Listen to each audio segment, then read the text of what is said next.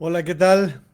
Qué gusto estar nuevamente con ustedes. Hasta yo me sorprendí de la puntualidad exacta, una puntualidad tal cual, como debe ser, 8:30 de la noche. Aquí estamos ya arrancando la transmisión del día de hoy, la transmisión que nos corresponde a esta fecha. Y bueno, pues continuamos con este proyecto que arrancamos por ya hace como 3 meses, con la promesa de estar con ustedes mientras estuviera el encierro. Ya la pandemia, ya ahí ya no me hago responsable porque pues con el inefable López Gatell que tenemos como vocero, pues ya nos está diciendo que habrá lugares en donde la pandemia se va a alargar hasta octubre. Está otra vez pronosticando que será la semana que entra cuando llegue el punto más alto. Y aclara, no, no, tiene unas salidas, de veras, no pierde una, ¿eh? La más perdida, la más fregada la empata.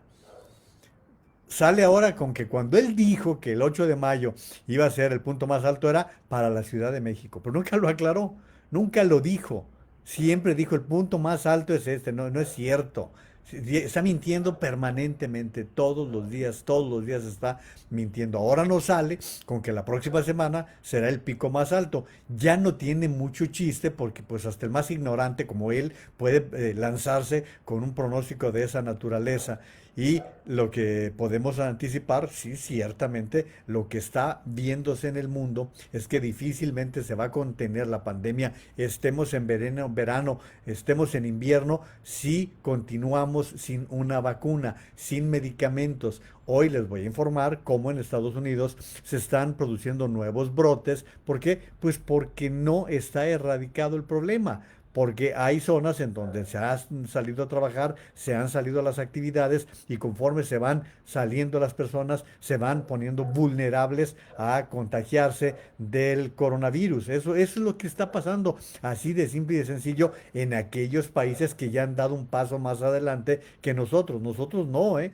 Nosotros seguimos hacia arriba. Nosotros no hemos acabado de llegar a la curva ascendente para luego llegar a la curva descendente. Cuando vienes en la curva descendente no la eliminas del todo, sino que hay un periodo en el cual permanecen los contagios. ¿Por qué? Pues porque no está erradicado al 100.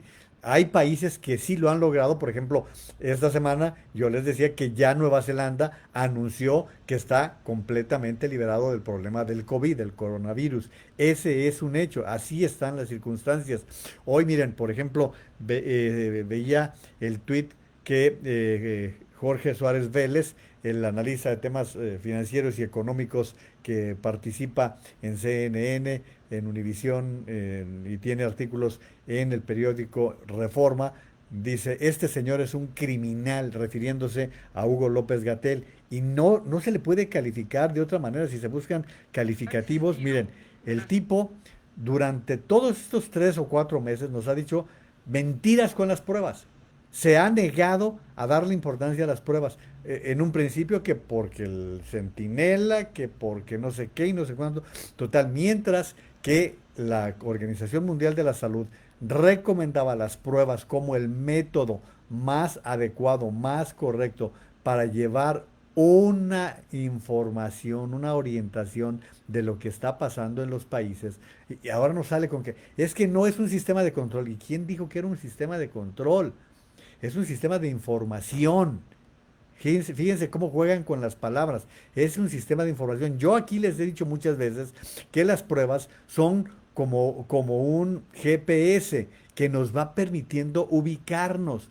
Pero ahora, como la Ciudad de México por fin está haciendo lo que quiso hacer durante meses el gobernador de Jalisco y el gobierno federal no se lo permitió, que fue adquirir pruebas, y el gobierno de la Ciudad de México está anunciando que van a aplicar 100,000 pruebas mensuales en ese choque que ya se traen un choque la jefa de gobierno y López Gatell, y están tratando de hacerse al hipócrita, pero ya están chocando, ahora ya está justificando, ya López Gatell justifica las pruebas en términos que de veras Serie de dan penas. justificación. No, no, Cree no. que uno es tonto, ¿eh? Cree que uno es un Que son ignorante. verdaderamente no fundamentadas, como el famoso mito de que el número de pruebas que hizo Corea le llevó al éxito del control. No, no funciona así. No es de que entre más le sube uno al número de pruebas, mejor es el control. No existe ninguna conexión técnica, científica, lógica, automática entre el número de pruebas y el éxito del control. ¿Por qué no? Porque no, todo depende, como acaba de señalar la Secretaria de Salud de la Ciudad de México, de cómo se usan las pruebas, con qué objetivo, en qué momento, a qué personas y, lo más importante, qué decisión deriva de la prueba. Bueno, es que este señor cree que nosotros somos idiotas. De veras, cree que somos retrasados mentales.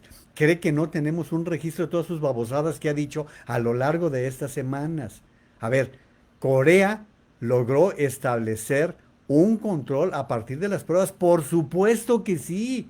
Corea estableció pruebas que fueron permitiendo saber quién estaba contagiado y poder estar haciendo una forma de confinamiento selectivo. Eso es lo que permiten las pruebas.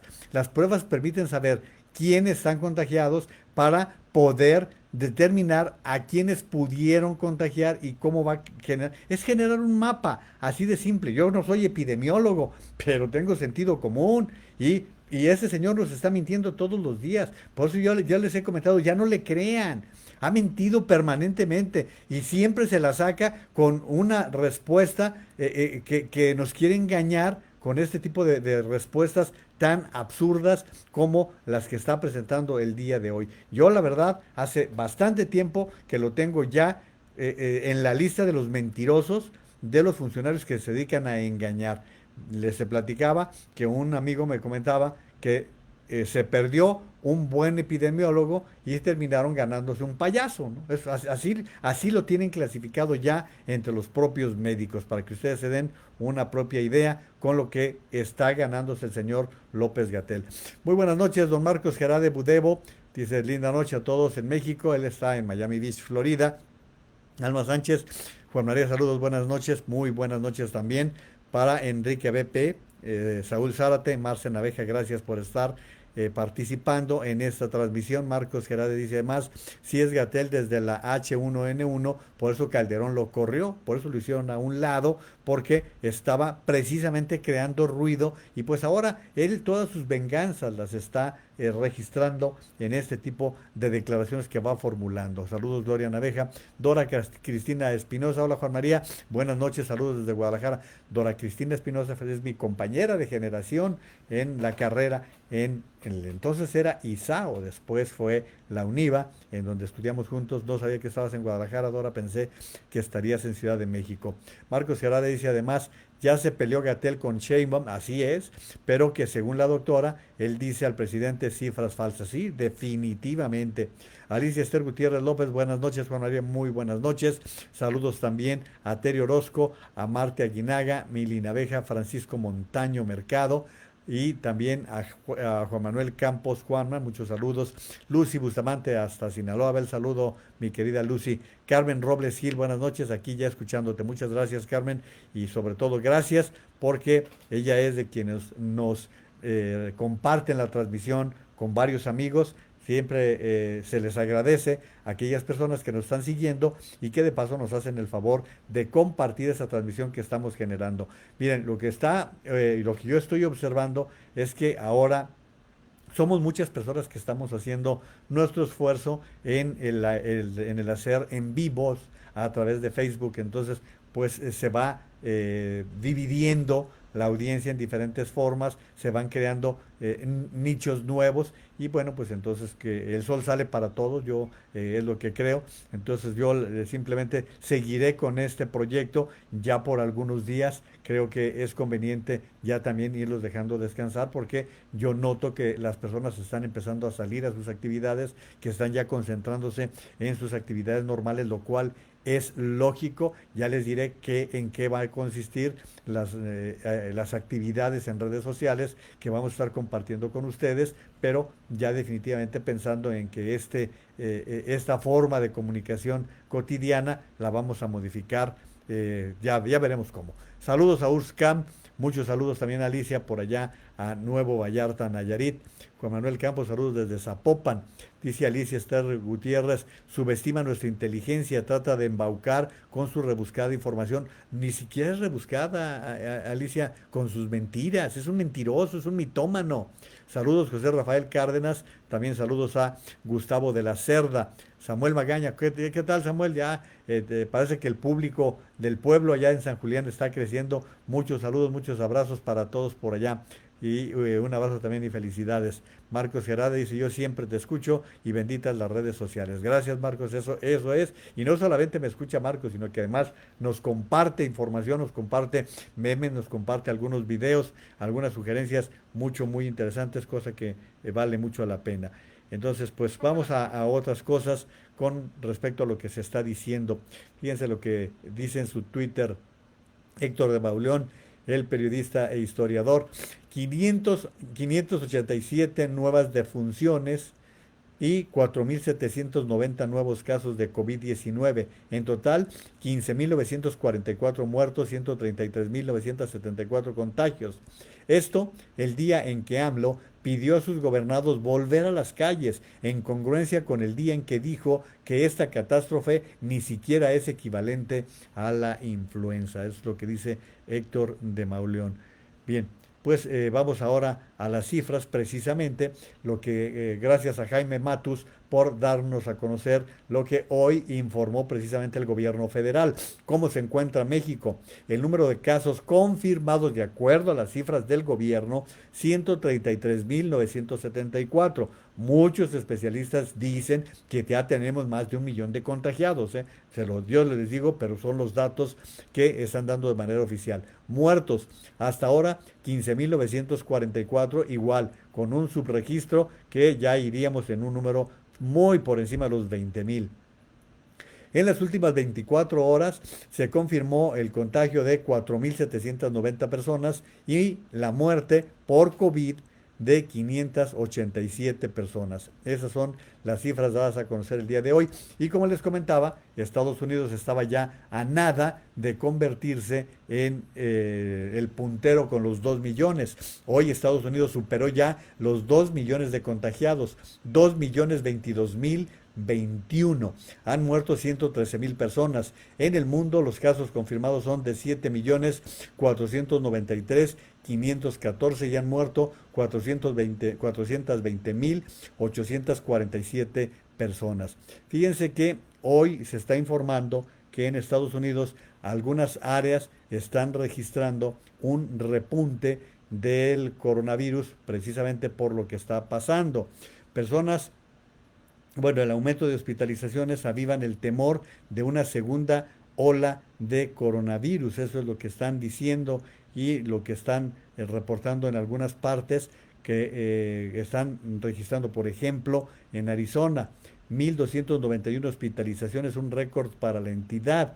En otras localidades en Texas han visto hospitalizaciones récords durante 3 días seguidos, mientras que en Carolina del Norte solo el 13% de las camas del estado están disponibles debido a casos derivados de la pandemia. Y así están ampliándose, aumentando en la medida en que se abrió la situación en Estados Unidos, creció también el número de contagios, según están reportando ya diferentes partes. Miren, hay un tema que desde ayer les di a conocer de manera muy general, pero sí quiero tratárselos con detenimiento, con detalle, porque es de esos asuntos que nos presentan como temas que sueltan. Y yo ya no sé si son cortinas de humo, si son noticias que sueltan para tratar de bajar presión.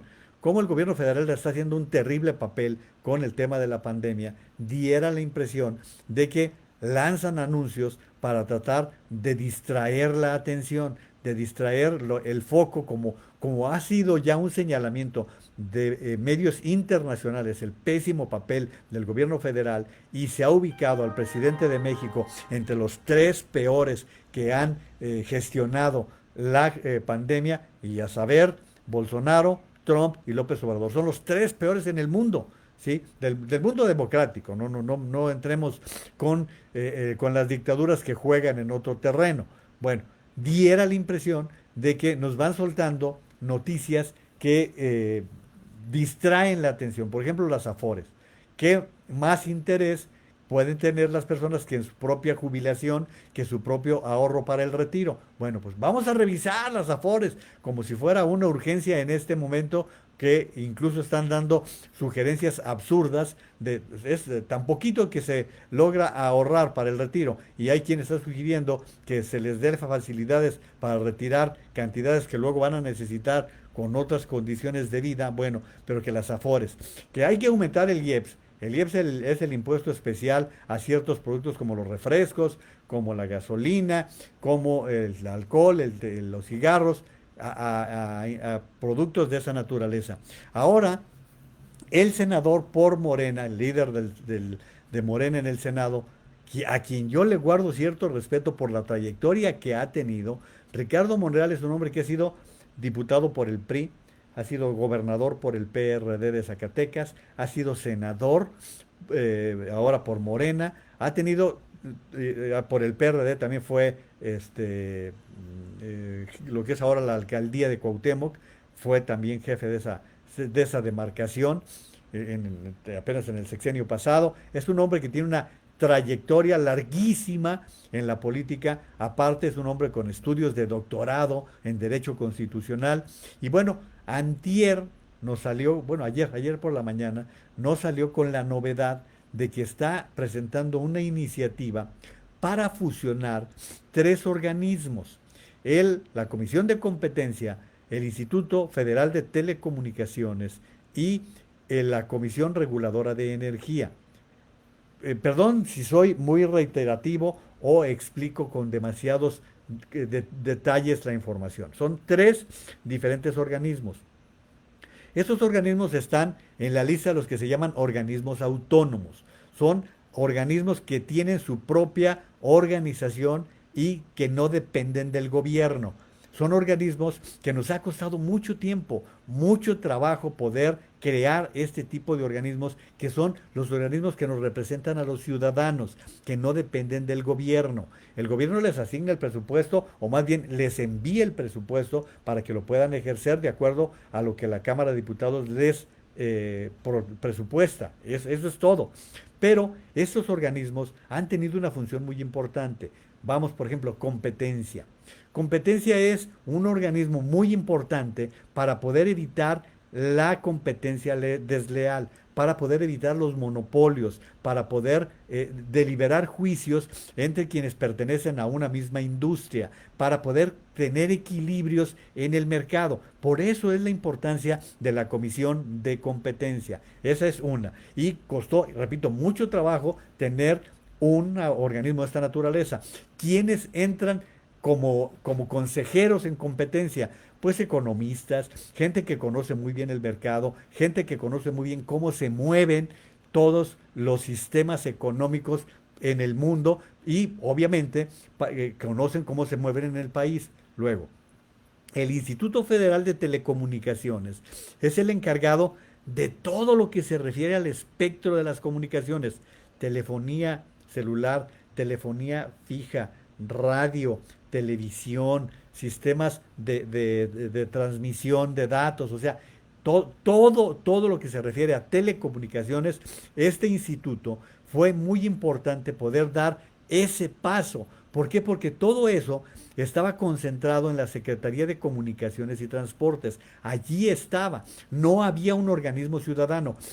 ¿Qué logramos con que este instituto se crease? ¿Saben qué logramos? Lo que se ha vivido, que han bajado las tarifas, o al menos no se han disparado las tarifas de los teléfonos, no se han disparado las tarifas de los sistemas de televisión por cable. Estoy poniendo ejemplos muy sencillitos que representan lo que es el Instituto de Telecomunicaciones. Ya les he dicho aquí la importancia que tiene para el futuro lo que es la 5G. Hasta ahorita estamos en la telefonía celular usando la 3G y la 4G, ya después de que nos acabamos la 2G y las anteriores, ¿sí? Ahora viene la 5G, que implica un gran reto en el mundo. Si por algo están peleando ahorita Estados Unidos y China, es precisamente por la preponderancia, por el poderío que significa el disponer de todos los avances en materia de 5G. 5G será una banda muy ancha que permite que se dé información de nosotros, vaya, sí, nos pueden dar seguimiento, puede haber una información, pero de veras ahora sí pormenorizada de dónde, cómo nos encontramos. Es el avance que va a desnudarnos a los ciudadanos. Por lo tanto, se requiere de este tipo de reguladores que puedan estar del lado del ciudadano, no del lado del gobierno. Bueno, luego viene el otro que es la Comisión Reguladora de Energía, a la cual ya echaron a perder. ¿Sí? Esta la echaron a perder porque algunos de los miembros de esta comisión terminaron su periodo y se incorporaron algunos. ¿Se acuerdan que el presidente que despacha en Palacio Nacional, bueno, mandó unas propuestas de gente que no tenía la menor idea de lo que era la energía? No tenían la menor idea, llegaron al Senado, hicieron un papelazo, ¿sí? Pero allí pusieron gente que ahora está poniendo obstáculos para que podamos tener un avance real en materia de energía. Esta Comisión Reguladora de Energía tendría que ser la que vigilara el correcto desempeño de Petróleos Mexicanos, de la Comisión Federal de Electricidad y los tres organismos que les estoy mencionando. Al final de cuentas, a quien no afecta directamente es a cada uno de nosotros, en nuestro bolsillo. ¿Por qué? Porque si no hay competencia, entonces no se genera una forma de bajar los precios. Si no existe una cantidad suficiente de organizaciones que den servicios de cable, de telefonía, lo mismo, los precios los fija nada más el que tiene la preponderancia. Lo mismo en la energía. Ayer un montón de personas comentaban que les han llegado los recibos del teléfono con un sobreprecio. ¿Por qué? Pues porque ahora no hay quien vigile a la Comisión Federal de Electricidad. Tienen un cómplice en esa zona, en ese lugar. Entonces, esto está proponiendo Ricardo Monreal, que estos tres organismos se fusionen en uno solo. Que uno de los pretextos es para poder ahorrar. Puedes reestructurar y pueden seguir funcionando. Segundo, que porque va a dar mayor facilidades para poder operar. No es cierto. Esta misma decisión ya la tomaron en España. Y en España quien la impulsó fue el Partido Popular, que es el partido de la derecha. ¿Sí? Y ya están arrepentidos. Están buscando la manera de regresar a esas medidas. Se lo estoy explicando porque son cosas demasiado técnicas que a veces pasan en las noticias sin que nos demos cuenta de la importancia que tienen. Yo no soy economista, pero sí me pongo a leer, sí me pongo a estudiar para poder tratar de explicarles a ustedes. Cuando les interese un poco más, yo les puedo dar nombres de gente que tiene mucho conocimiento en la materia. Por ejemplo, Gonzalo Monroy, que tiene una serie de informaciones muy brillantes, es un asesor en materia de energías que les recomiendo seguirlo en Twitter. Por ejemplo, él documenta, da mucha información. Hay muchos analistas de temas económicos que saben de todo esto. Yo les estoy dando un panorama muy genérico, muy general, para que no se queden en la mera información. El senador de Morena está proponiendo esto, se van a ahorrar. Qué bueno que no les van a pagar 200,000 pesos o más, o que no van a ganar más que el presidente. Miren, hay personas a las que se les paga por lo que saben, ¿sí? No por lo que hacen. Eso es muy antiguo, sí, es una reflexión muy antigua. Oye, que es que nomás lo que siempre se comentaba, viniste y diste un martillazo y con eso me cobraste 1,000, 2,000, 15,000 pesos, sí, pero esa persona sabía dónde dar el martillazo, sí. Mientras tú le estabas dando vueltas y hacías y traías al que no sabía hacer nada y no te resolvían el problema. Bueno, pues la gente que tiene una calificación para este tipo de posiciones muy especializadas, hay que pagarles bien. Si no les pagas bien, pues les sobra dónde irse a trabajar. Tienen sobrado dónde estar. Entonces, les estoy explicando este tema de la iniciativa de Ricardo Monreal, que hoy lo escuchaba por ahí con Carlos Loret, diciendo que va a hacerle algunos análisis. Es que a mí me parece que en muchos momentos lo que están haciendo es lanzar cortinas de humo para que le bajen la crítica a Morena y al presidente de la República por la situación que estamos viviendo. Uno, con la pandemia, que está haciendo un desastre. Ustedes lo saben. No, no les estoy diciendo nada nuevo, o les estoy diciendo algo nuevo cuando nos dijeron que nos encerráramos en marzo, porque entre abril y mayo se vendría el problema y que el 8 de mayo sería el pico culminante y que ya estamos un mes después y sigue creciendo el pico. Bueno, pues están tratando de ocultar, están tratando de distraer la atención lanzando este tipo de anuncios que pueden tener incluso algún seguimiento. Allá cada quien si quiere darles crédito y dejarse llevar, dejarse engañar por este tipo de cosas. Por lo pronto, de entrada esto está mal. El mismo Monreal, en la semana estuvo diciendo que había que empezar a pensar en una revisión de las Afores. ¿Por qué? ¿Por qué una revisión de las Afores? ¿En condiciones de qué? En este momento el país tiene tres problemas fundamentales. Uno, el problema sanitario. Ese es el problema central que tenemos. Dos, el problema económico. Una crisis que no nos la vamos a acabar y van a escuchar las cifras que les voy a dar en un momento más. Y tres, la inseguridad. Hoy en Oaxaca, otra vez, una policía que abusa.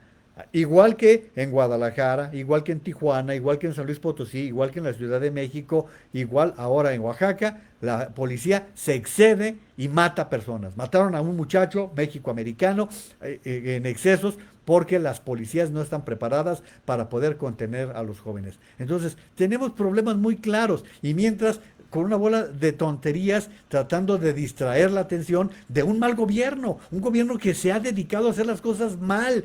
Todo lo que han venido haciendo es destrozar el país, lo están despedazando. No hay algo nuevo que podamos decir significa avance. No hay avance. La Comisión de los Derechos Humanos, vean la basura en que la están convirtiendo. Ahora que la quieren convertir en la Procuraduría de los Pobres, cuando la Comisión de Derechos Humanos costó muchísimo trabajo consolidarla para que fuera una instancia para defender a los ciudadanos frente a los abusos del poder. Ese es el sentido de una comisión de los derechos humanos. Para eso se constituyó. Ahora están yendo en contra del INE, agrediendo al Instituto Nacional Electoral que tanto nos costó. Ese gobierno que está hoy fracasando con todo su proyecto llegó al gobierno justamente por un organismo como el INE. Entonces no podemos estar tolerando que organismos ciudadanos, organismos que nos representan a usted, a mí, y que son el contrapeso, que son órganos autónomos,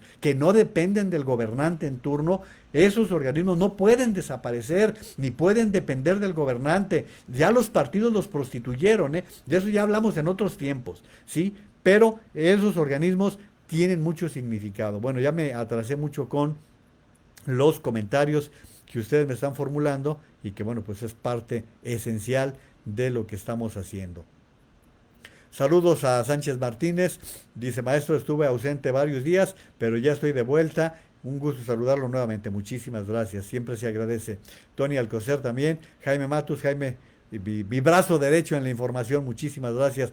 Carlos Salinas Osornio. Carlos, si me estoy equivocando, dime, tú tienes un conocimiento amplio de todo lo que estoy comentando, de todo lo que estoy hablando. Él es un estudioso en materia de política y aparte es una gente que conoce mucho de la administración pública.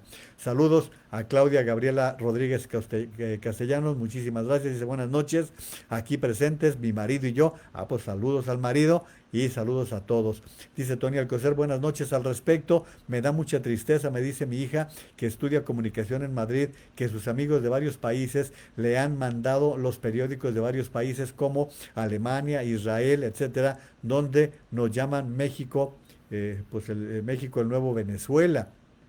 Dice, es de verdad una gran preocupación que en el extranjero nos estén visualizando de esa manera, muy peligroso para nuestro futuro en todos los rubros. Sí, desde hace mucho tiempo se ha dicho que había una gran vinculación con la gente que está dentro del gobierno, con una simpatía, por lo menos una simpatía hacia la forma en que se ha gobernado desde Chávez y Maduro.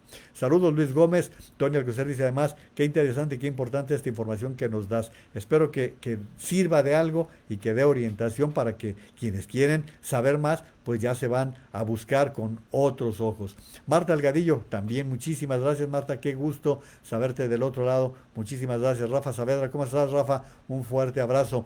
Manuel Contreras, Mónica Piñera, ayer me salvaste de varias, mi querida Mónica, muchas gracias. Qué bueno que estás aquí. Alejandra Ulloa reaparece. ¿Qué tal, Alejandra? Muchos saludos. Salvador Lara Elizondo, dice Tony Alcocer, Claudia Gabriela, dice, se están saludando entre ellas, porque fueron contemporáneas en la universidad, por eso entre ellas se están saludando. Jesús Cruz Leiva, y saludos. Miren qué gusto. Todas las mañanas, de lunes a viernes, tengo el gran honor de hacer comentarios en Mega Noticias TVC con Magda Bastida, una estupenda periodista, la responsable de los noticieros de Mega Noticias en el Estado de México, y con quien tengo la suerte de comentar todos los días las noticias de la mañana durante esta pandemia. Miren, Mega Noticias TVC ha venido haciendo una serie de transmisiones a lo largo de todo el día a partir de la pandemia.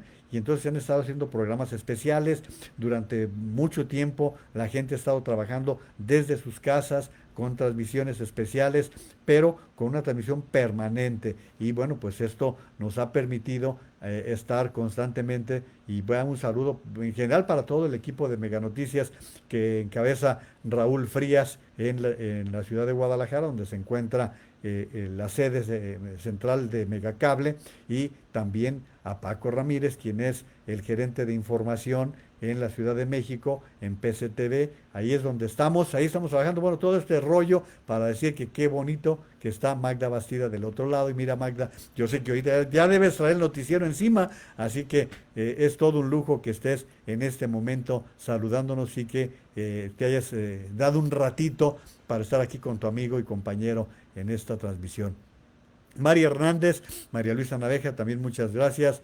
En Mega Noticias a las 13:30 horas me aclara. No, si la Maru me trae de la oreja, me está aclarando Maru que les diga a ustedes que tenemos los comentarios, Magda y su servidor, a la 1:30 aproximadamente, en todo lo que es Mega Noticias, y se transmite también aquí por Facebook Live, lo transmitimos, normalmente yo lo comparto, y para que pueda salir también en esta red aquí, para que ustedes, si quieren seguirnos, normalmente hacemos un análisis de los temas de la mañana. Muchísimas gracias. Bueno, pues ya respondí al jalón de orejas. Manuel Carranza, Elena Lara, buenas noches, señor Naveja, dice buenas noches a todos. Hoy sí lo veo en vivo en Canadá. Muchísimas gracias. Elena es de Guadalajara, pero está instalada en Canadá, está sufriendo por ello. Elena, le podría hablar de 2, 3 personas que le envidian, quisieran quedarse por allá en Canadá, porque ven que las cosas aquí en México vienen de la tostada, y preferirían quedarse por allá buscando mejores suertes en Canadá. Saludos también a Lino Naveja. Gracias a todos los que están participando. Muchísimas gracias por el favor de su atención, por compartirnos, por replicar, por estar del otro lado. Eso ya es muy interesante para nosotros y le da sentido a lo que estamos haciendo. Oigan, fíjense lo que pasó. Vamos con cosas de inseguridad el día de hoy. Mari Carmen, si andas por ahí, ahorita me voy a ocupar del periodista que mataron en tu tierra, Mari Carmen Torres. Bueno, pues balean a empresarios que denunciaron extorsión de Ana de Guevara.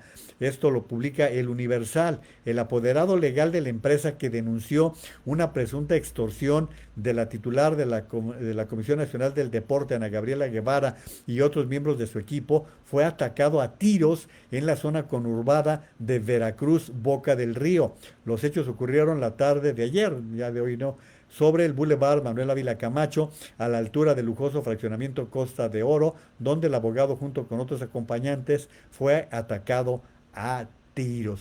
Pues debe tener alguna vinculación, ¿eh? No es gratuito, a menos que tenga otros enemigos, pero por lo pronto les recuerdo que ya hemos comentado aquí que Beatriz Pereira, la reportera de Proceso, ha hecho un estupendo trabajo de investigación para evidenciar cómo el equipo de Ana Gabriela Guevara no se ha informado si ella directamente ha sido la beneficiada con la forma en que se han dado algunas compras en la CONADE y que, bueno, pues le han dado mil explicaciones. Y como siempre López Obrador, bueno, si justificó las casas de Bartlett, que no esté justificando a Ana Gabriela Guevara. Pero fíjense lo que son las cosas.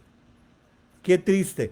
Una campeona olímpica, una campeona mundial, que brinca a las líderes políticas y se convierte en diputada, se convierte en senadora y iba con una carrera que le estaba encaminando hacia la gubernatura del estado de Sonora. Pues ya no aparece, ¿eh?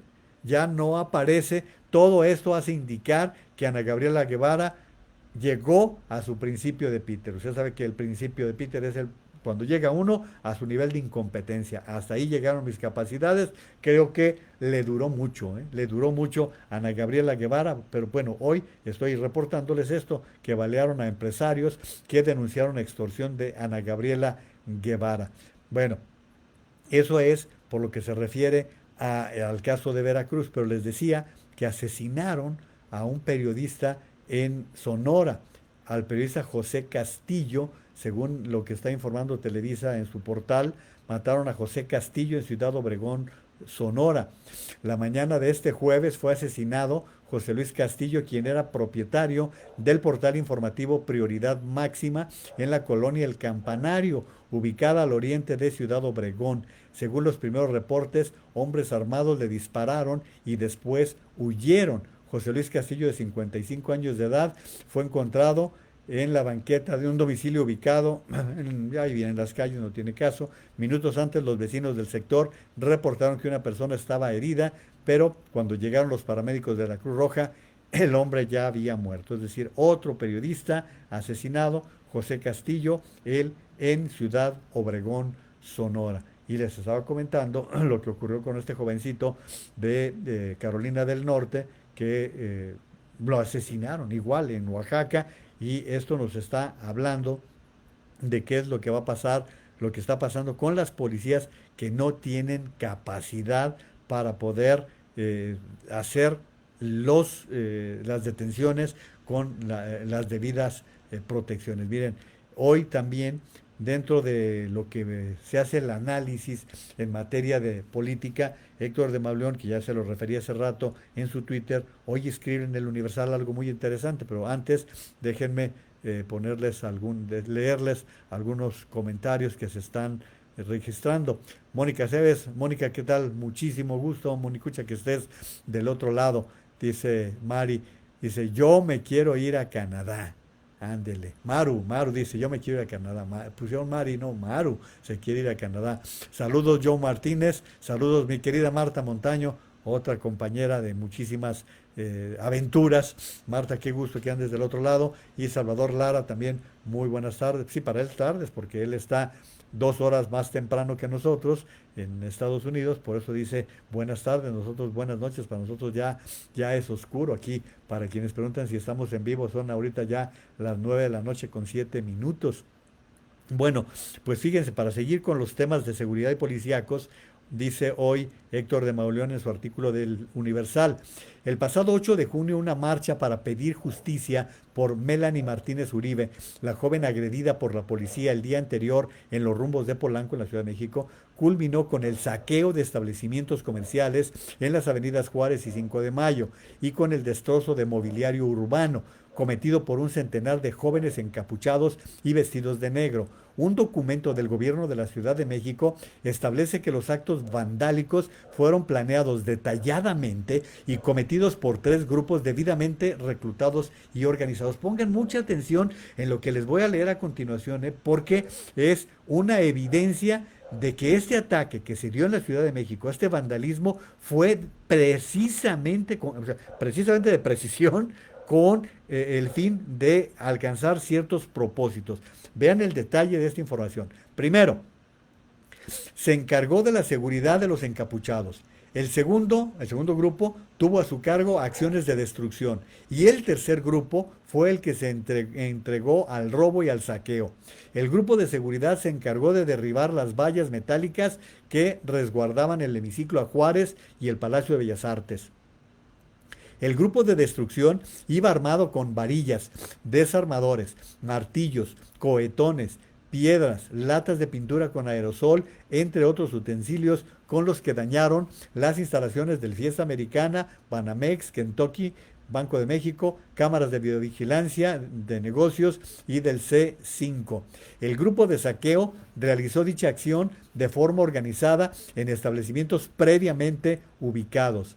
Aquel día, colectivos feministas se concentraron en los alrededores del Ángel de la Independencia desde las 2 de la tarde. Desde el primer momento se sumaron sujetos embosados procedentes de colectivos anarquistas. Durante el primer tramo de la marcha se realizaron pintas y destrozos en parabuses. Y así van dando toda la información. Si ustedes quieren leer ese artículo, está en las páginas, está en el área de opinión del periódico El Universal, escrito por Héctor de Mauleón, da muchos nombres y remata diciendo lo siguiente: los vándalos del 8 de junio tenían identificadas las cámaras del C5. El C5 son las cámaras de las autoridades policíacas y llevaban la encomienda de destruir las de vigilancia privada que hallaran a su paso. ¿Quién los reclutó y organizó debidamente?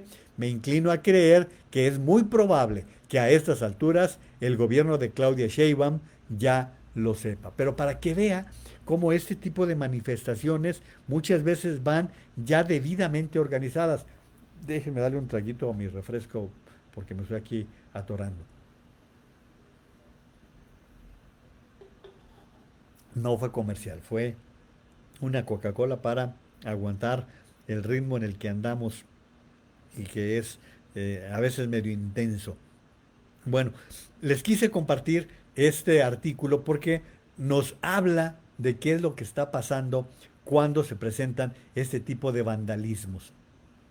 Miren, no me gusta darles malas noticias, no me gusta darles pronósticos tan feos, pero cuando el tiempo va dando la razón a lo que vamos informando, ni siquiera lo que yo voy pronosticando, yo no lo pronostico, yo no soy un economista, yo no soy un prospectista, pero sí soy alguien que busca información para compartirla.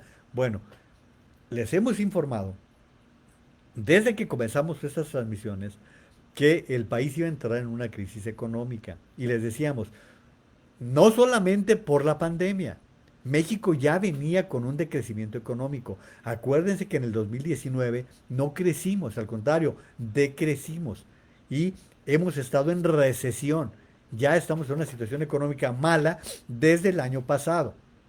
Las cosas pintaban para mal también este año, pero se empezaron a agravar conforme fue creciendo el problema de la pandemia. Y fueron creciendo en la medida en que el gobierno no supo, no quiso, no le importó, le valió madre hacer programas para poder rescatar empleos y poder rescatar empresas. No les importó, ¿sí? No, le han dado saltos y esto obviamente ha llevado a que los organismos que saben hacer los análisis hagan sus proyecciones de cómo se va a comportar la economía mexicana en lo que va a restar del año. Y todo el mundo, en todo el mundo va a haber decrecimiento, en todo el mundo. No hay país que se vaya a salvar de esto, ¿sí? Pero en el caso puntual de México, se empezó a decir que el decrecimiento de este año sería el 2%, luego que del 3%, luego que del 5%. Y de repente Banco of America nos dice, no señores, México va a decrecer el 8%, el 8.5% este año. Lo dijo Banco of America. Algunos analistas después, a los pocos días, dijeron, no, ni siquiera 8.5, va a ser de 2 dígitos. A esto empezaron a darse ya pronósticos de las propias organizaciones oficiales. Banco de México empezó a decir entre 6.5 y pudiera llegar hasta el 8. Empezaron a decir otro tipo de organismos internacionales. Hoy, el JP Morgan estimó que la economía de México se contraerá 10.5% este año, dato que contrasta con su anterior pronóstico de una caída de 8.5% a raíz de los datos publicados este jueves por el INEGI. El INEGI va dando información y los especialistas la van ponderando, ¿sí? Van calculando cómo se va a comportar la economía. Bueno, ¿qué significa esto? Que si durante 2020 vamos a decrecer 10%, lo vamos a dejar ahorita en 10, ¿sí? No en el 10.5 que está diciendo JP Morgan y que va a crecer, ¿eh? Va a ser más del 10%, pero bueno, dejémoslo en 10. Es una caída que va en esta línea, ¿sí? Línea hacia abajo. Luego vendrá una recuperación en el 2021, que es cuando dicen que empieza a formarse una V. Bueno, viene el crecimiento, pero depende qué tanto crezca. Sí, qué tanto crezca, porque puede crecer muy poquito o puede irse plana. Lo que se calcula es que el próximo año el crecimiento positivo de México va a ser, pues, si es crecimiento es positivo, el crecimiento va a ser del orden del 2 o el 3%. Es decir, que ese rebote de crecimiento frente al 10.5 que se está pronosticando, vamos a quedar ya debiendo 8%, ¿sí? Vamos a quedar debiendo 8% de lo que pasó en el 20. Entonces sube poquito. Pero luego viene el 22 y dicen, oye, es que en ese 22 estamos calculando que el crecimiento sea del 3, del 4%. Pues todavía seguimos endeudando. O sea, para superar ese 10% del 2020, llegaremos hasta el 23 o hasta el 24. Este gobierno no va a tener crecimiento. ¿Sí? No le busquen. ¿Por qué creen que el señor ese se dedica a decir que ya van a quitar la medida del Producto Interno Bruto? Mentiras, eso no se puede. No se puede porque pues, todo se maneja de esa manera. Y si quieres que te den créditos, si quieres que te estén midiendo, pues tiene que ser con las fórmulas que se utilizan en todo el mundo para medir la economía. Pues hoy, les reitero, JP Morgan está dando ya un pronóstico de un decrecimiento para México del 10.5%, cuando hasta hace muy poco tiempo había dicho que era del 8.5%. Se lo estoy pasando tal como hoy lo está revelando este organismo, uno de los muy importantes de los muy importantes en el mundo, para que tengan esta información. Voy a aligerar un poquito la información, pero antes agradezco a quienes han estado molestándose con compartir saludos. Elena Lara dice, casualmente mi nuera es consultor de inmigración. Ah, bueno, pues a ver, Maru, ahí tienes el contacto con Elena. Pregúntale que te haga el contacto. Y bueno, en una de esas logras que Canadá sea el futuro. Y Canadá, además, fíjense que Canadá tiene muchos programas de incorporación de profesionales en su economía. Tiene programas también temporales. Tienen programas para diferentes áreas de la economía que se contratan por un año, por 6 meses y con el compromiso de que van y se tienen que regresar terminado el convenio. Y yo sé que hay muchas gentes que quieren ya salirse, que no ven las cosas de ninguna manera con buenos ojos a lo que viene, a la crisis en la que nos vamos a ver envueltos en México. Saludos, Herminia Ramírez Reynoso, lo dicho, hoy hay buena audiencia en San Julián, va un saludo para todos mis paisanos. Lore Godoy, ¿cómo estás, Lorena? Qué gusto. Nena de la Torre, también muchísimas gracias por hacerte presente. Sonia Robles, otro tanto. Yola Rodríguez, gracias por estar también saludándonos. Carolina Pérez Manrique dice, hola, buenas noches. Bueno, les damos todas esas informaciones para que ustedes lo tengan. Va un poquito de información ligera.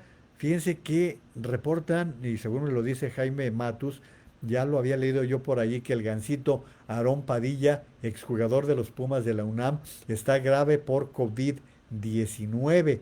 Aarón Padilla fue jugador y directivo de los Pumas de la UNAM y ha sido reportado grave debido a complicaciones del COVID-19.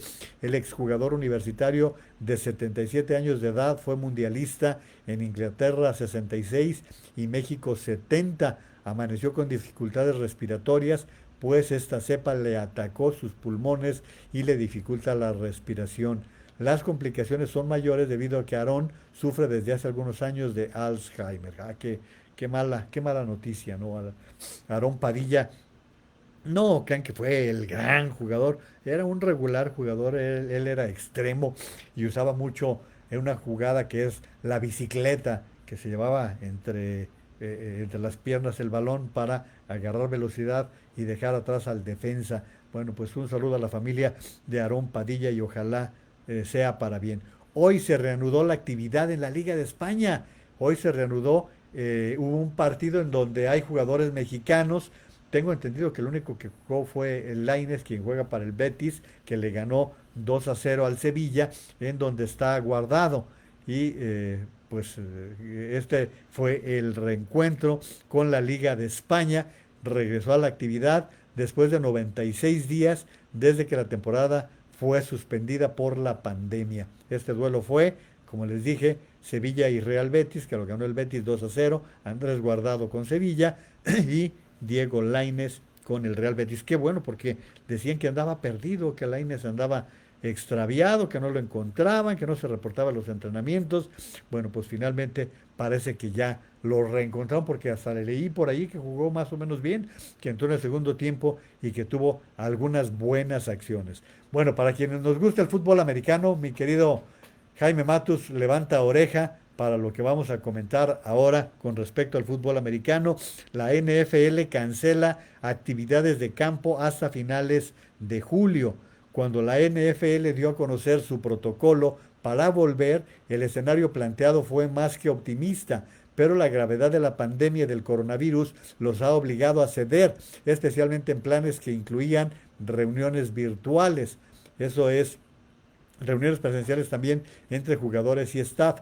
De acuerdo con Tom Pelissero de la NFL Network, la liga ya le avisó a los 32 equipos que las sesiones virtuales se extenderán por lo menos hasta el 26 de junio, por lo que no habrá mini campamentos este año. En congruencia con lo anterior, el 28 de julio, fecha de arranque del campamento de entrenamientos para la mayoría de los equipos, está ahora previsto como el posible punto de retorno para las escuadras.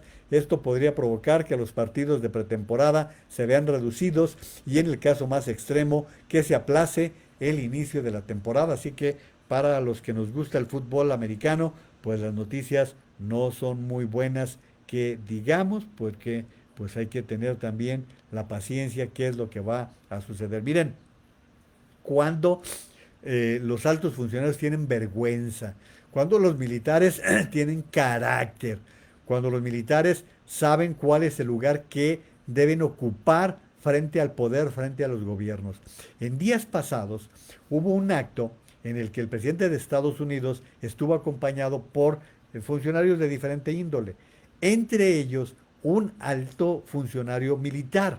Bueno, pues hoy el militar de más alto rango en Estados Unidos lamentó haber salido en la foto con Trump en la iglesia de Lafayette Square. Esto en la plaza de Lafayette, que está enfrente de la Casa Blanca. Recordarán ustedes que se hizo una foto, como dicen los americanos, se hizo una foto Trump con la Biblia en la mano. Bueno, pues el jefe del Estado Mayor Conjunto, Mark Milley, también lamenta que el intento de controlar militarmente las protestas por la muerte de George Floyd metiera a los uniformados en el debate político. El general Milley que es un general que es el de más alto rango en Estados Unidos, lamenta haber participado en la puesta en escena del lunes 1 de junio, cuando un grupo de personas que manifestaba pacíficamente frente a la Casa Blanca por la muerte de George Floyd fue reprimido con gases lacrimógenos para que el presidente Donald Trump pudiera caminar hasta una iglesia cerca a tomarse una foto. Es lo que les digo, cuando la gente tiene vergüenza y tiene otra cosa, que sí, ustedes tienen razón, ya pensaron bien, cuando tienen eso, no les importa que el comandante en jefe sea el presidente, lo ponen en su lugar porque es su obligación respetar el uniforme que están portando. Y a Trump no le ha ido nada bien. Les platicaba ayer que quiere demandar a la CNN porque publicó una encuesta que le da 14 puntos de ventaja a Joe Biden, el virtual candidato demócrata para la elección del 3 de noviembre. Y bueno, pues no le ha ido nada bien, está queriendo demandar a la CNN cuando todas las encuestas dicen lo mismo, que la economía está tan mal y ha manejado tan mal la pandemia que Trump está a la baja. Pero no solamente eso, fíjense qué bonito, pongan atención porque qué bonito puso en su lugar la alcaldesa de Seattle, Washington, a Donald Trump. Regresa a tu búnker, le responde a Trump. ¿Recuerdan ustedes que trascendió que el servicio secreto, cuando se dio las manifestaciones afuera de la Casa Blanca, se lo llevaron al búnker? en la Casa Blanca, en los sótanos, existe un búnker altamente cerrado, asegurado, donde se protege al presidente para situaciones de emergencia. Y allí cuando el servicio secreto tiene una disposición de ese tipo, no le pregunta al presidente, lo agarran, lo cargan y se lo llevan. Bueno, pues The New York Times difundió que Trump estuvo cerca de una hora allí en el búnker y ahora la alcaldesa de Seattle le dice regresa a tu búnker. El presidente Trump aseguró sin ofrecer pruebas que la alcaldesa Jenny Durkan y el gobernador de Washington State Jay Inslee permitieron que terroristas nacionales tomaran Seattle durante las manifestaciones por la muerte de George Floyd. Por un lado, su frase se mofa de la manera como el presidente se refugió en un búnker debajo de la Casa Blanca cuando arreciaron las manifestaciones. Ya les estaba comentando yo esa información. La noche del miércoles, Trump aseguró, sin ofrecer pruebas, que la alcaldesa y el gobernador permitieron eso, que los terroristas tomaran Seattle. El gobernador de izquierda radical y la alcaldesa de Seattle están siendo burlados a un nivel que nuestro gran país nunca ha visto antes. Recupera tu ciudad ahora. Si no lo haces, yo lo haré. Esto no es un juego. Estos feos anarquistas deben ser detenidos inmediatamente. Muévete rápido, expresó Donald Trump. Y ándale. Los terroristas nacionales se han apoderado de Seattle, dirigidos por demócratas radicales de izquierda, por supuesto, ley y orden, decía otro mensaje. El gobernador de Washington también le respondió al presidente: un hombre que es totalmente incapaz de gobernar debe mantenerse fuera de los asuntos del estado de Washington y que dejar de tuitear. Se llevan fuerte, ¿eh? Se llevan fuerte lo que están respondiéndole a Donald Trump hoy con esta situación de lo que están diciendo. Oigan, va a haber billetes nuevos, es lo que están informando, que va a haber billetes nuevos de 1,000. Yo cuando veo que dan un billete de 1,000, la gente no los quiere, la gente normal, pues un billete de 1,000, nadie te lo recibe. Bueno, pues va a haber nuevos billetes de 1,000 y de 100 para el segundo semestre. Como no tenemos mucho que hacer, qué bueno que hay billetes nuevos. Ojalá hubiera para que la gente pudiera comer. El Banco de México mantiene el objetivo de poner en circulación las denominaciones de la nueva familia de billetes G de 100 y 1,000 pesos en el segundo semestre del año. La fecha de lanzamiento se determinará una vez que se reanuden las operaciones en las fábricas de billetes, dado que estas han sido consideradas como esenciales, pero obedecerán a la semaforización de las autoridades federales, así como de la Ciudad de México y Jalisco. El director general de emisión del Banco de México, Alejandro Alegre, detalló que no se ha definido si ambas denominaciones saldrán juntas. No es algo que haya definido todavía el banco, pero habrá nuevos billetes de 1,000 y de 100. Ya ven que ha habido una nueva familia de billetes que, bueno, pues uno se pregunta si qué tan necesario es estar renovándolos, pero bueno, pues los que saben dicen que sí. Y ahorita que estoy ya en informaciones, miren, les comparto, aquí está el calendario de verificación, vehicular para la Ciudad de México, que se va a reanudar. Ya les había dicho yo que se reanuda el 10 de agosto. 10 de agosto la verificación de emisiones vehiculares, y va de la siguiente manera: el color rosa o placa 7, terminaciones 7 u 8, rojo 3 o 4, verde 1 y placas 1 y 2, azul 9 y 0. Esto es en agosto, septiembre, rosa; septiembre, octubre, rojo; octubre, noviembre, verde; y noviembre, diciembre, azul, para que vayan tomando sus providencias. Ya está este calendario muy a la vista. ¿Y qué creen? Iztapalapa es una alcaldía que se encuentra en el oriente de la Ciudad de México. Es una zona que predominantemente es pobre, es de escasos recursos, y tiene ahí un enclave desde hace mucho tiempo que el PRD lo tenía controlado, ahora Morena. Bueno, pues Iztapalapa, fíjense ustedes, se pongan atención a esto. De acuerdo a Forbes, Iztapalapa tiene más casos de COVID-19 que 118 países.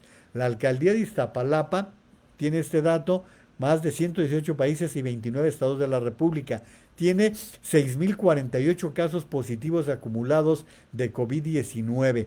Esta demarcación con casi 2 millones de habitantes se encuentra en este lugar por encima de naciones como Luxemburgo, Cuba, Hungría o Costa Rica. A nivel nacional, Iztapalapa solo está por debajo de Baja California, el Estado de México y la misma capital. O sea que tiene un nivel impresionante de contagios la zona de Iztapalapa. Les comparto esta información porque así lo están dando a conocer. Bueno, ya les decía y se la reitero porque con eso abrimos la transmisión, que hoy el mito, ya les he dicho que no por mitológico, sino por mitómano, es Hugo López Gatell, comentó que alcanzará el punto máximo de contagios México la próxima semana. Sin embargo, en algunas zonas la pandemia se mantendrá hasta octubre, o sea, si no es una cosa es otra. Empezamos en febrero, el brote de COVID-19, terminaremos en octubre y podríamos decir que a mitad de junio estaremos a la mitad del conjunto de curvas epidémicas. En abril, fíjese, recuerda esto Latinus, en abril el funcionario había anunciado que el pico de la epidemia llegaría en la primera semana de mayo. Sin embargo, López Gatell matizó que esa fecha obedecía únicamente a la zona metropolitana de la Ciudad de México, la zona más afectada. Pues no es cierto, pues porque, por ejemplo, Jalisco ha repuntado terriblemente en esta situación, así que ni siquiera le queda andar tratando de dar este tipo de situaciones. Oigan, fíjense que están creciendo también los casos en la Florida y están aumentando las hospitalizaciones por temor a una segunda ola de coronavirus. Se informa que personas que usan máscaras mientras pasean por SeaWorld al reabrir con nuevas medidas de seguridad en Orlando, Florida. Eso es de las cosas que se están tomando como una decisión ya firme para poder evitar contagios. Eso se está recomendando. El uso de la mascarilla, no saben ustedes cómo están insistiendo en que se esté recurriendo a esta mascarilla. Bueno, ya se ha hecho prácticamente una costumbre porque Alicia Esther Gutiérrez me ha mandado las cartas que ha escrito Héctor Suárez Gómez en memoria de su padre Héctor Suárez. A mí me han gustado, la verdad me han gustado, por eso se las he leído, porque pues dan un rasgo humano y como que ahorita nos viene bien el sentirnos más humanos, más cercanos. Gracias Raúl Miranda por estar participando, Bernardo Tonatiu Plazola, también muchas gracias, Francisco Naveja, muchas gracias, mi amigo Aminadab Pérez Franco, también muchos saludos, gracias por estar en esta transmisión, se lo agradezco mucho. Bueno, pues ahora lo que escribió Héctor Suárez Gómez a la memoria de su padre, Héctor Suárez, quien murió la semana pasada, dice: de niño todos los sábados en la noche mi papá y yo compartíamos una pasión en común, el box. Juntos vimos ganar y perder a Mantequilla Nápoles, Mohamed Ali, Zárate, Zamora, Pintor, Leonard, Pipino Cuevas, Hagler, Hearns, Manos de Piedra, Tyson, Terrible Morales, Juan Manuel Márquez, Barrera, etc. Juntos lloramos cuando Sal Sánchez se mató. ¿Se acuerdan ustedes cuando Sal Sánchez era campeón mundial pluma y se mató en un accidente automovilístico cuando iba, creo que de Querétaro a Guanajuato? Creo, ¿eh? Y bueno, Sal Sánchez se mató. Juntos sufrimos la primera derrota de Chávez y juntos nos angustiamos cuando el Finito López cayó a la lona en la Plaza México. No solo me enseñó a boxear, me enseñó a vivir a través del box. A ver, mijo, escúchame con mucha atención. Lo que sucede en una pelea de box es muy parecido a lo que sucede en la vida. Y la vida, así como puede estar llena de triunfos, también está llena de ganchos al hígado, ganchos de izquierda arriba, ganchos de derecha, rectos, jabs, uppercuts. Hay que saber enfrentar a todos los rivales y saber esquivar las diferentes combinaciones de golpes que recibas.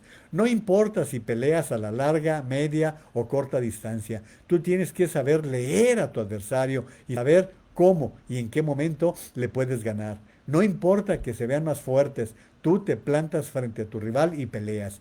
Acuérdate que no estás solo, tienes a tu esquina. Hay que aprender a escuchar. Fíjense qué filosófico, qué bonito todo lo que está narrando Héctor Suárez Gómez. Acuérdate que no estás solo, tienes a tu esquina. Hay que aprender a escuchar a tu esquina y a improvisar cuando ellos no tengan la respuesta. Las peleas no se ganan solo y mucho menos se ganan si no estás extraordinariamente bien preparado. Prepárate siempre. Nunca dejes que el tiempo te rebase. No subestimes a nadie. Aprende a mantener a tu rival siempre a distancia. Cabecea. No dejes de mover la cintura y nunca cierres los ojos cuando estés esquivando golpes. Honra siempre al que tengas enfrente de ti y nunca expongas de más solo porque te quieres lucir y demostrar que todo lo puedes.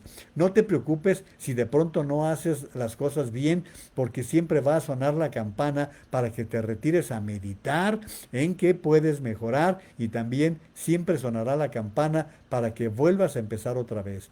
Esas eran las palabras de mi papá y esa fue su analogía de la vida con el box. A cada quien le hablan diferente, pero en el fondo el significado es el mismo. Gracias por haber estado 52 años en mi esquina, papá.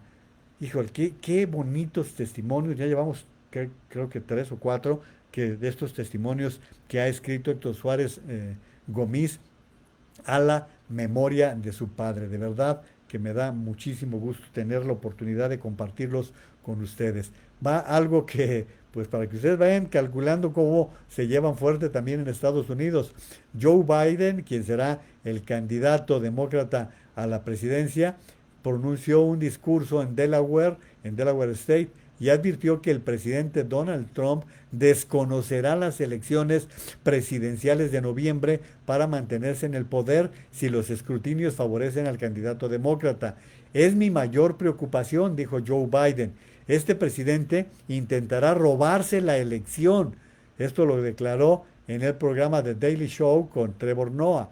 En la advertencia más categórica formulada hasta el momento sobre posibles intenciones de su rival para mantenerse en el poder aún perdiendo la elección, Biden también acusó al Partido Republicano de instaurar al menos 82 leyes en 23 estados de la Unión para suprimir el voto de las minorías.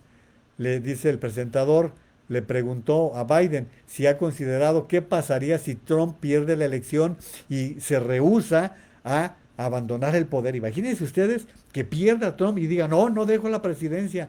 Dice, sí, lo he pensado, respondió Biden, antes de una desafortunada edición en el video. Te prometo, estoy absolutamente convencido de que lo escoltarán fuera de la Casa Blanca con gran celeridad. Esto lo está diciendo Joe Biden, que si es necesario, van a sacar a Trump. Si pierde la elección, obviamente, lo van a sacar con el ejército. Así de simple, así de sencillo. Oigan, ayer les comenté y les participé 20 puntos de sugerencias que su servidor les quiso hacer de lo que pueden ser ahorros y que pueden ser pequeñas decisiones que te pueden significar un ahorro personal y familiar. Lo grabé en YouTube, está en mi canal de YouTube. Yo le agradezco a las personas que se han molestado con suscribirse, vamos despacito, pero bueno, por allí vamos. A quienes se han suscrito en mi canal de YouTube, muchas gracias. Y les prometí que hoy lo estaríamos compartiendo aquí en Facebook, así que al término les vamos a poner aquí la liga para que ustedes puedan verlo, para que aquellas personas que no tuvieron oportunidad de ver ayer o de escuchar ayer estas 20 sugerencias, pues puedan revisarlas si les parece de interés. Eso está, repito, en mi canal de YouTube, y esto va vinculado con lo que se está observando en materia económica en otras latitudes. Fíjense, economistas temen que el coronavirus provoque una década perdida en América Latina. La amenaza de una crisis alimentaria planea sobre América Latina, que superó este jueves el umbral de los 1,5 millones de casos, y donde expertos en economía temen que esta sea una década perdida como efecto del coronavirus. La debacle financiera generada por las medidas para enfrentar la pandemia nos puede llevar a un retroceso, fíjense, de 13 años, retroceso de 13 años, dijo Alicia Bárcena, la secretaria de la CEPAL. Nos preocupa que la región pueda salir de esta crisis más endeudada, más pobre, más hambrienta y con un alto desempleo y sobre todo enojada. Yo no le tengo mucha simpatía a Alicia Bárcena, me parece una gente muy acomodaticia, pero bueno, es una técnica que sabe lo que hace y lo que dice. Y bueno, ayer les comentaba yo aquí, les leí lo que el secretario general de Naciones Unidas, Antonio Guterres, señalaba el riesgo que hay en el mundo de que millones de seres humanos, sobre todo niños, se queden o mueran de hambre, que el problema de alimentos, el problema de alimentación en el mundo viene bastante complicado, viene bastante complejo. Les doy estos datos para que vayamos tomando en consideración y que, bueno, pues no nos sorprendamos y que hagamos lo que esté al alcance de nuestra mano en esta materia. Es el darnos la mano, el ayudarnos. Es parte del espíritu de estas transmisiones, el ir generando comunidad para darnos cuenta que hay personas que quieren hacer más, que pueden hacer más, como hay personas que necesitan ayuda, que necesitan más y que necesitan más apoyos. Les estaba hablando de la mascarilla. Bueno, el uso generalizado de mascarillas de protección reduciría ampliamente el índice de reproducción del COVID-19. El uso extendido de mascarillas faciales en lugares públicos podría reducir el número de reproducción del coronavirus, el índice llamado R0, y evitar nuevos brotes de la enfermedad, según un estudio divulgado por las universidades británicas de Cambridge y Greenwich, citado por la agencia EFE. Entonces se está reiterando la importancia del uso de mascarillas. No lo desestimen, es una buena decisión el podernos sumar para poder proteger a los demás, porque si protegemos a los demás, nos vamos a proteger a nosotros mismos. Es bien importante esta decisión de que usemos las mascarillas. Les reitero la información con que abrí para que ustedes le busquen un poquito más. La fracción de Morena en el Senado puso en la mira a los órganos reguladores de telecomunicaciones, competencia, economía y energía. El partido en el gobierno busca fusionar a los tres reguladores. Ya les di la información al principio de la transmisión, pero lo quise reiterar porque, insisto, estamos pasando por un momento en que hay un afán muy decidido de este gobierno de acabar con los órganos autónomos. El INEGI informa, fíjense qué mala noticia, qué mala noticia. El INEGI informa que el indicador mensual de la actividad industrial registró una caída real del menos 25.1% en abril respecto del mes previo, con base en cifras desestacionalizadas. Les repito, es una caída del indicador mensual de la actividad industrial. Ah, caray. Por componentes, la construcción se redujo menos 32.8%. Las industrias manufactureras, que es donde más están los trabajadores, menos 30.5%. La minería, menos 5.6%. Y la generación, transmisión y distribución de energía eléctrica, suministro de agua y de gas por ductos al consumidor final, menos 1.1%. En su comparación anual, la producción industrial retrocedió menos 29.6%. O sea, estamos produciendo menos. ¿Qué es lo que significa? ¿Qué representa que produzcamos menos? Que no tenemos la capacidad de abastecer la demanda.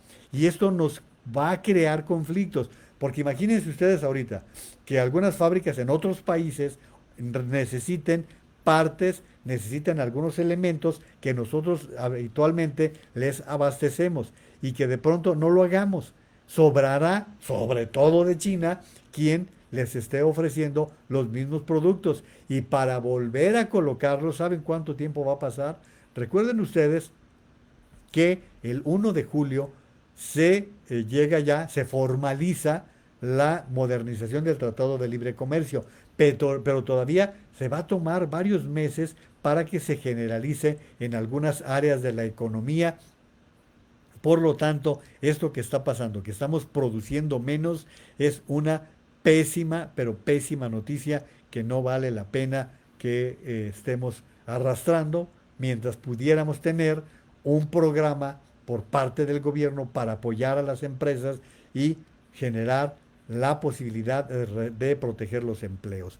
Muchísimas gracias por estar en contacto. Edgar Rubalcaba, saludos también a Alicia Esther, José Ernesto López, un saludo a Michoacán, mi querido Ernesto, y también Leti de la Vega. Leti, Qué bueno que estás por allí. Oigan, fíjense que hace algunas semanas leía yo que un ruso recomendaba que cuando salías tú a hacer tus actividades irremediablemente ante la pandemia, cuando regresaras a tu casa, practicaras dos cosas: la higiene de la nariz con algún tipo de spray y la higiene con algún producto bucal, bucofaríngeo, y que eso permitía que, como todavía no bajaban las partículas contaminadas a los pulmones, probablemente esas dos acciones lograban expulsarlas. ¿Sí? Eso es lo que estaban señalando. Esa es una recomendación que daba un ruso. Bueno, pues empieza a generalizarse la información. Hay una página que se llama Verificado, que yo checo mucho para compartir con ustedes esta información. Bueno, pues hoy Verificado informa lo siguiente: afirmar que el enjuague bucal puede prevenir que te infectes o evites la transmisión del virus, del coronavirus, porque sus componentes podrían inactivar el patógeno, es engañoso y puede provocar que relajes las medidas sanitarias que sí reducen el riesgo de un contagio. En mayo pasado, algunos medios publicaron la noticia de que un equipo de investigación estudiaba la efectividad de los enjuagues bucales para combatir, además de las bacterias que causan el mal aliento, al virus que provoca el COVID-19. Si bien es cierto que el 14 de este mismo mes la revista Function de la Universidad de Oxford en Inglaterra publicó un estudio al respecto, la forma en la que fue expuesto en las notas tiene imprecisiones que es importante rectificar. Entonces, les reitero, usen el enjuague para lo que es, contra el mal aliento, para mejorar su limpieza bucal, pero no piensen que con eso están atacando el coronavirus. Por cierto, hoy estaba escuchando una información que es interesante para efecto de las mascarillas. Le preguntaban al epidemiólogo que sí sabe, al que sí sabe y que ya lo demostró en la H1N1, el doctor Alejandro Macías, le preguntaban cuántas mascarillas es K, Maru, si es KN95 las que se utilizan para, que son las efectivas, ¿no? Que realmente bloquean el acceso de partículas. ¿Cuántas deberíamos tener? Y él decía que lo ideal era tener 5, pero tener 5 y que las fueras colocando en un sobre de papel y las fueras alternando, ¿sí? Las fueras alternando para que tuvieran un descanso por lo menos de 72 horas. De tal manera que te quitas la mascarilla, la guardas en tu sobre de papel y el sobre de papel va a absorber las partículas.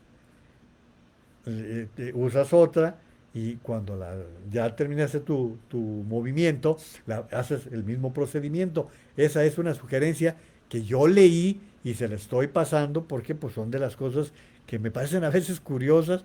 Y a lo mejor ustedes van a decir, a veces se le ocurre cada jalada andar. Bueno, pues yo les comparto las cosas que de repente leo y que me hacen interesantes. Fíjense, ni hablar, pues esta nota la tengo que leer tal cual. Van 2 días, ¿eh? Van 2 días en que el viejito de la mañana no se aparece aquí, ¿eh? Van 2 días que ni ustedes lo mencionan ni yo tampoco. No quiero creer que por eso está disminuyendo la afluencia en esta ocasión, porque saben que no estamos pelando ya al vodevil de la mañana, al viejito que aparece en la mañana.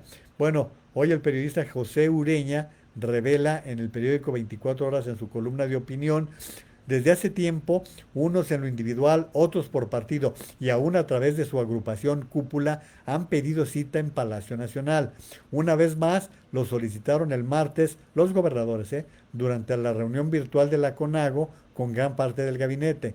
La secretaria de Gobernación, Olga Sánchez Cordero, estuvo al frente como responsable del gobierno interior. Ya entendieron los mandatarios estatales.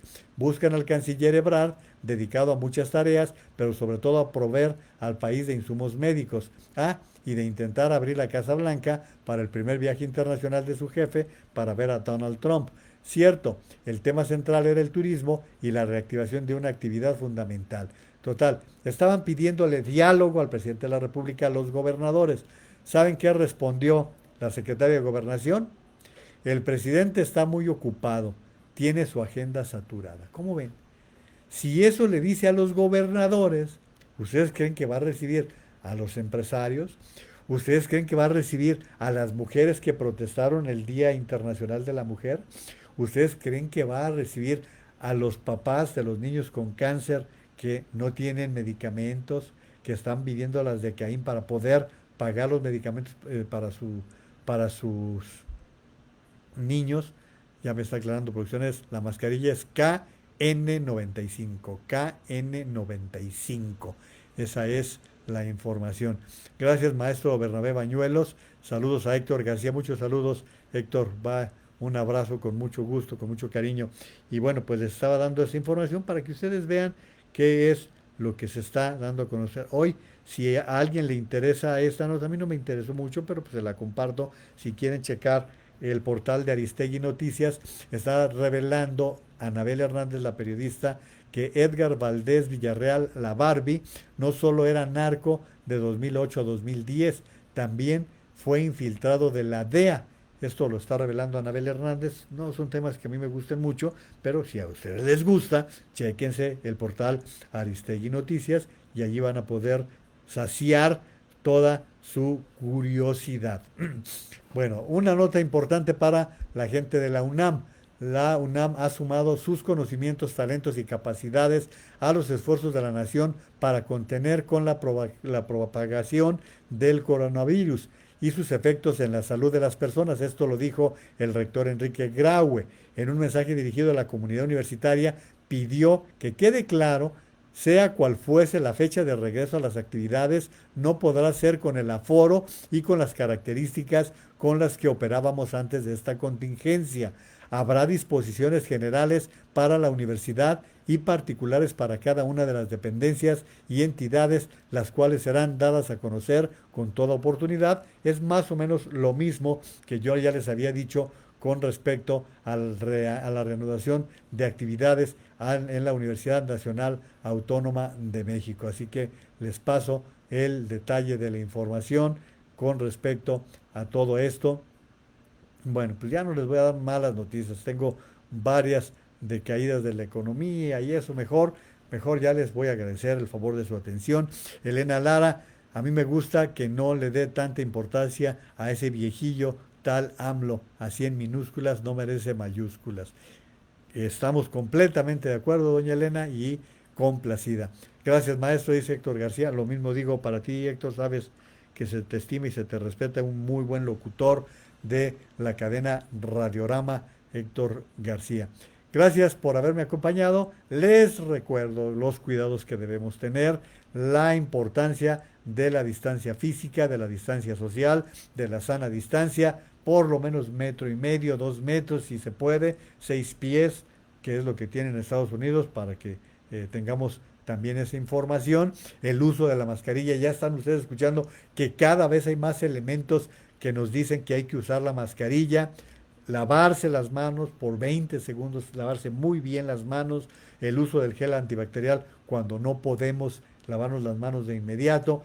Estas son acciones muy importantes. Los síntomas, acuérdense de los síntomas: diarrea, altas temperaturas, intensos dolores de cabeza, dolores musculares, pero sobre todo problemas respiratorios. Ante síntomas de este tipo, acudan al médico, consulten a su médico para que les diga qué es lo que procede ante tal situación. Les recuerdo también la importancia de la vacuna para los niños contra el sarampión y contra la polio. No desestimemos esta información porque necesitamos volver a avanzar en esta materia. Saludos a José Olvera. Lucy Bustamante dice buenas noches, gracias por toda la información, un abrazo. No, gracias a ustedes por el favor de su atención, por haberme acompañado. Como siempre les digo, si les gusta, recomiéndenos, pueden reenviénselo a algunos de sus amigos que quieran tener la información que compartimos aquí cada noche, o cada día, o cada mañana, cada tarde, cuando sea, que lo estamos haciendo con muchísimo gusto. Les agradecemos que nos estén acompañando aquí en Facebook, y aquí les estamos compartiendo esta serie de líneas. Son líneas muy muy ligeras de un comunicador. Yo soy comunicador, no soy economista, pero sí creo que algunas ideas muy sencillas como las que les comparto a través de YouTube les pueden servir para ahorrarse unos pesos. Y también lo que les decía, si al verlo les parece que es buena idea suscribirse a mi canal de YouTube, se va a agradecer mucho porque pues cuando ya dejemos de hacer esto, pues estaremos más bien en otro tipo de actividades. Muchísimas gracias por su atención y como suelo decirles, cuídense mucho, por favor.